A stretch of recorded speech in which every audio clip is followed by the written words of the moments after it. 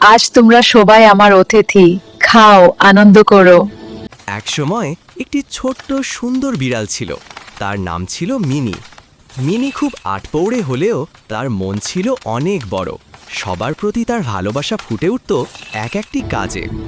একদিন মিনি ঠিক করলো আজ সে নিজের হাতে রান্না করবে, আর সেই খাবার খেতে ডাকবে তার এলাকার সব বিড়াল বন্ধুদের। মিনি রান্না শুরু করলো, চিবুক উঁচু করে অনেক মনোযোগ দিয়ে। চুলায় ফুটছে মাছের ঝোল আর পাশে ভাজছে চিকেন পিস। রান্নার সুঘ্রাণ ছড়িয়ে পড়তেই একে একে অন্যান্য বিড়ালরা চলে আসতে লাগলো। প্রথমে এলো মোটা টম। মেনে, কি সুগন্ধ! আমি কি খেতে পারি? মিনি হাসতে হাসতে বলল, অবশ্যই তোমার জন্যই তো রান্না করেছি। তারপর এলো ছোট্ট পুচি, খুঁতখুঁতে মিমি, লাজুক লালু। এক এক করে সব বিড়াল বন্ধুরা এসে ঘর ভরে গেল।